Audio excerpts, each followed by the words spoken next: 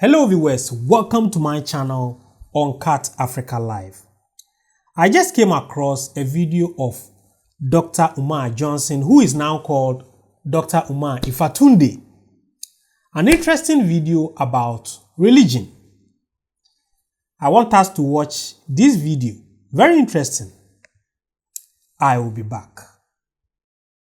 I think spirituality is important because as African people, our heart and soul of existence is our connection with the Creator.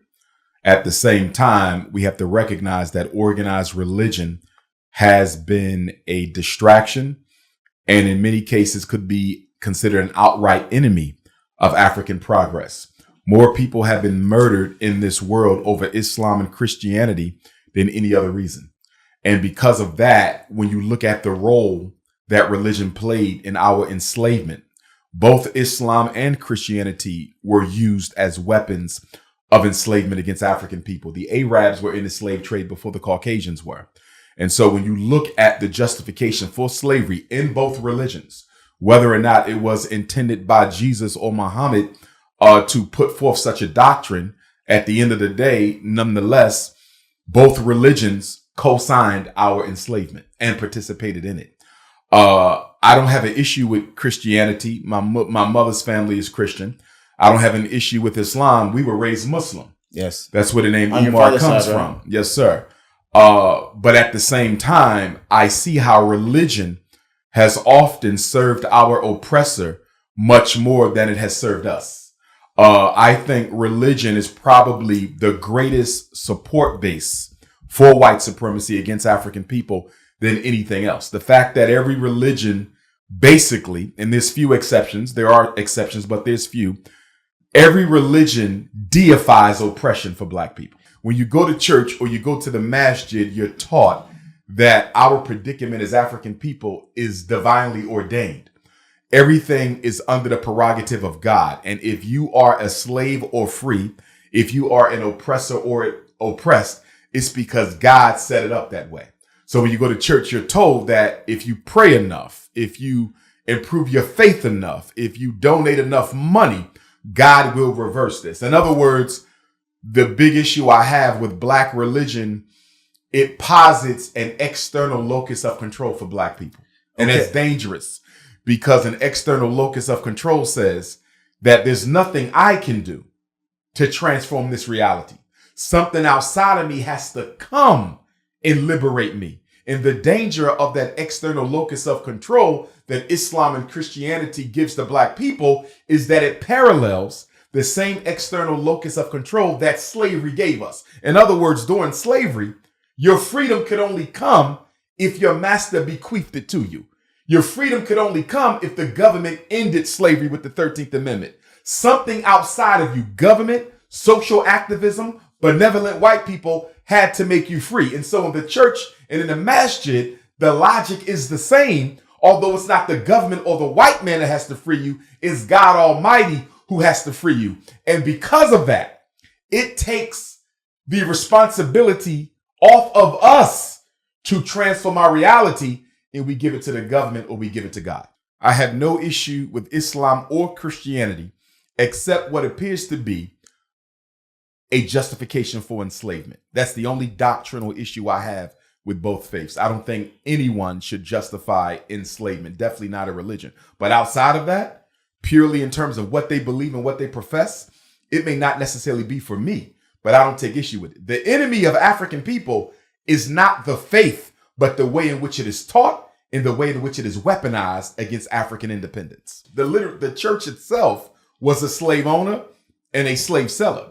Now, you did have a few denominations, some Quakers, but not all, because there were slave-owning Quakers.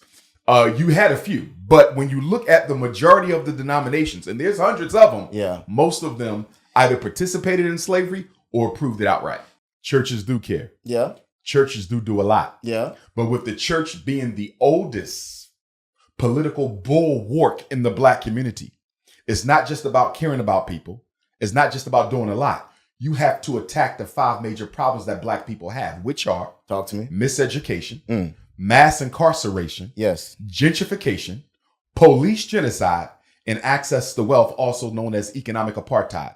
The black church must lend itself directly to challenging those 5 major problems and or creating the 6 major institutions that we need. Schools for our children, hospitals to take care of our people, supermarkets to feed our people, manufacturing sector to employ our people, distribution to give them the needs that they want, and the banks to invest in our people. So you must be dealing with one of the 5 ills, and you must be constructing institutions to address those 5 things that we need. The black church isn't doing that. And one of the reasons why many black churches aren't doing it.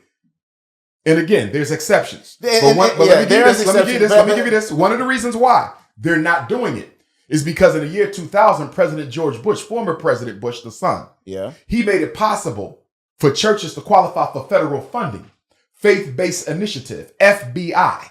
And I would dare argue that the black church is metaphorically the new FBI, the new agent, because ever since George Bush made it possible for black churches to qualify for federal funds, they have not been on the front line of any fight. You can't name me a church in any city, in any state in this country that is at the forefront. I didn't say participating. I said leading, galvanizing, at the forefront to improve the public schools, at the forefront to change mass incarceration, at the forefront to deal with gentrification and homelessness, at the forefront of police genocide, at the forefront of economic apartheid. I don't mean I came to the meeting. I don't mean I walked in the march. I mean you are galvanizing at the front like an Absalom Jones or Richard Allen or Dr. King or El Hajj Malik El Shabazz. And when I say church, I'm not singling out Christianity. I want to be clear for the viewers and for you. When I say church, I'm speaking inclusively of all black religion. That means Muslims too.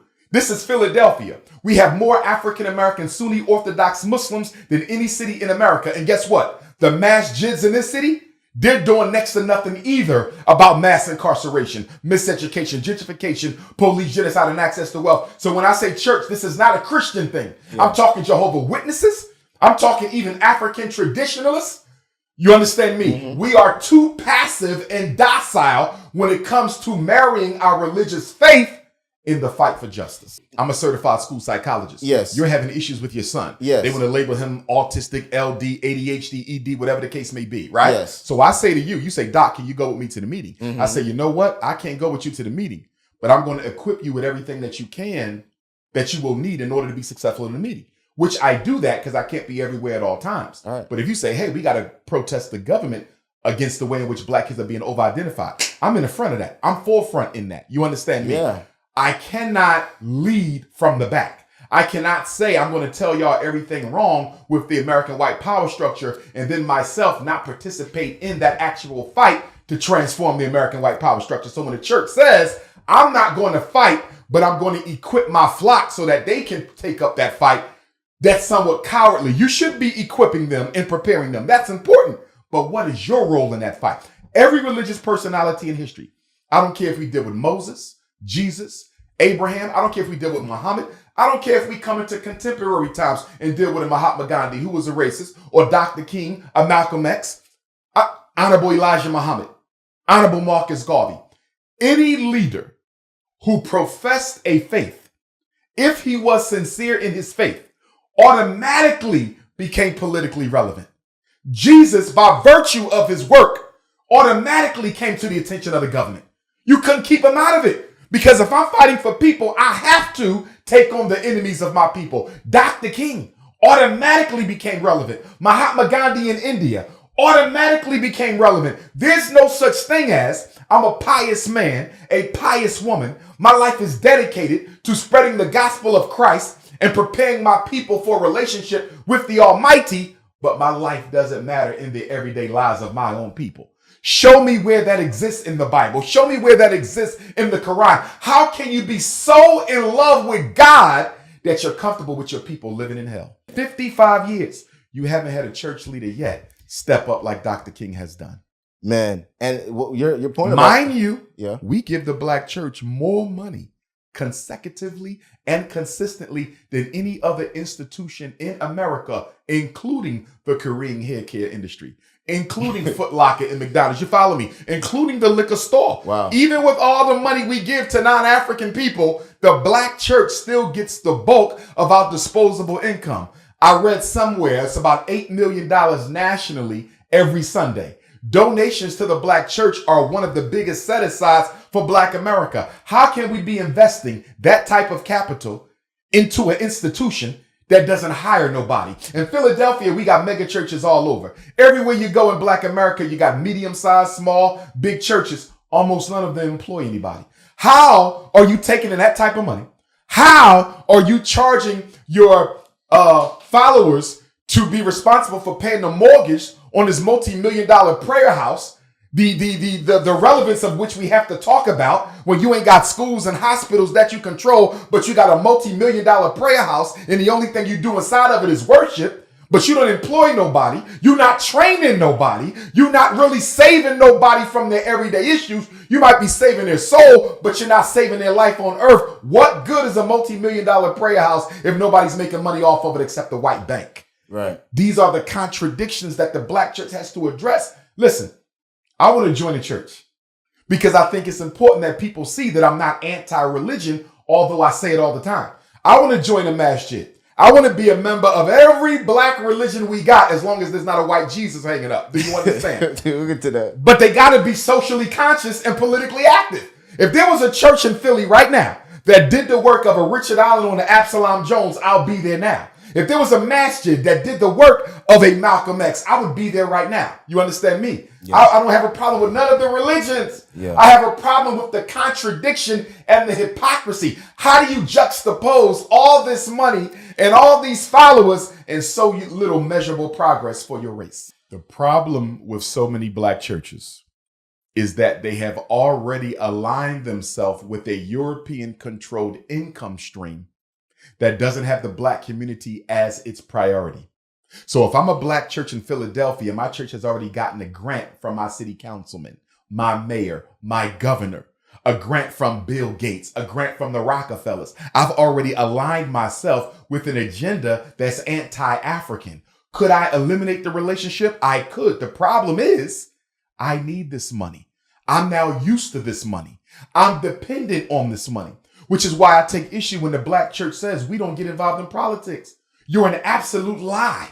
Where is the first stop a mayoral candidate makes on his campaign trail? What's the first stop a U.S. senator candidate, a U.S. House of Representatives candidate, a state rep, a state senator, a alderwoman, an alderman, a council person? The first place they go to get votes is where? The black church. So if you're not into politics, why is your pulpit safe for every lying candidate in your city to come up there and bombast their so-called agenda that they know they're never going to carry out? If you are not political, stop endorsing political candidates. Stop giving them your microphone on Sunday because they're not delivering anything to black people after they win. And the money that you use, you can't use it for the good of black people anyway, because another problem with the black church and the grant money they get, it handcuffs you to a multicultural agenda. So every time you hear black religious leaders talk, they're always talking about everybody. We're multicultural, all poor people, all non-whites. We're for everybody. We don't see color. That's a problem. You know why? Because for all the holiness that black religion preaches, they're not holy at all. I don't mean H-O-L-Y. I mean W-H-O-L-E, whole. Because in order for the church to be whole, I have to be able to talk about economic problems at the church. I have to be able to talk about issues of violence and crime at the church. I have to be able to talk about political problems and medical problems and educational problems. But in the black church, so often you're told outright, and I've been in these meetings, we can't discuss that here. Why not? Are you not concerned with the black community? Why can't we talk about police brutality? Why can't we talk about the economic exploitation by Koreans and Arabs and everybody else? Why can't we talk about the political neglect of our elected officials? This is the place of God. We pray. We don't get involved in that. And that's why we're finishing dead last, because guess what? Everybody else's house of worship, it's whole. It's truly holy. Not H-O-L-Y, but W-H-O-L-E-L-Y. It's holy because after they pray to their God, the European Jews, they talk about how to get that money, how to look out for themselves politically. When the Arabs out there worshiping Allah, they can talk about how to get some more money in the black community. When the East Indians and the Latinos are done praying, they can stay right in their house of worship and talk about their political agenda, their economic agenda, their social agenda. Black people can't do that. We're the only people in America that have to go one place to pray and somewhere else to solve our problems. So that was Dr. Umar Ifatunde. He used to be called Dr. Umar Johnson. And whatever he has said, he has really poked some holes into the sector of religion. I think when the Europeans introduced Christianity to us Africans, I'll use Africa because here is where I have control over, or I have experienced for decades how the Christianity has influenced our society and community. I think when the Europeans introduced Christianity to Africans, it was up to us to change the mandate of the Christian teaching. Initially, when the Europeans came, they used religion to set up schools. They set up a couple of hospitals. They set up,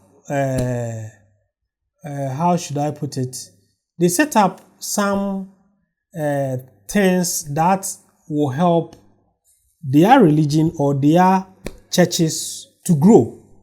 And it has also helped them to grow. But one thing that I've been thinking about it is, why does our churches or our religious leaders don't really fight for employment? I've seen a lot of big churches, big mega churches, and they have thousands of branches across Ghana.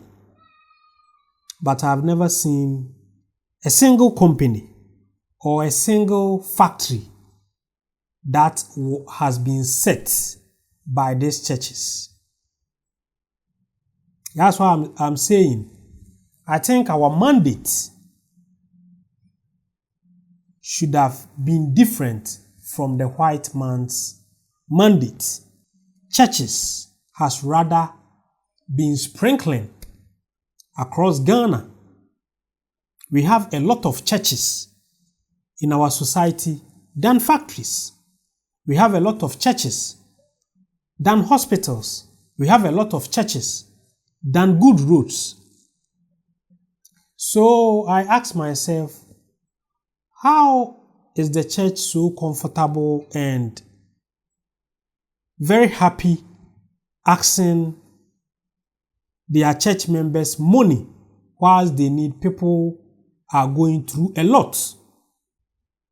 We have a large number of graduates that anytime after they graduate, what happens is, after graduation, they don't even have jobs to do. They can't be employed because there are no jobs available for them. So I ask myself, why don't churches come together? If I'm going to tell you the number of churches in Ghana, but I cannot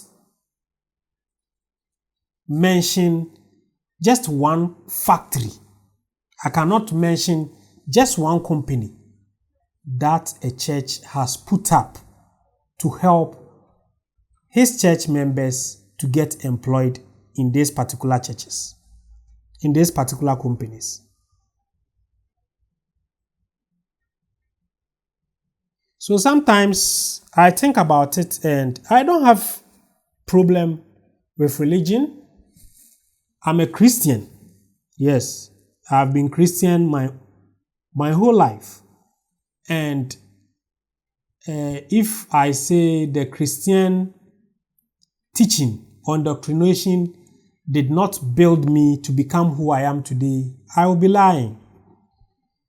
But as I grown up and understood how this whole systems work, I've been asking myself a whole lot of questions about how come churches don't initiate jobs? How come churches only takes?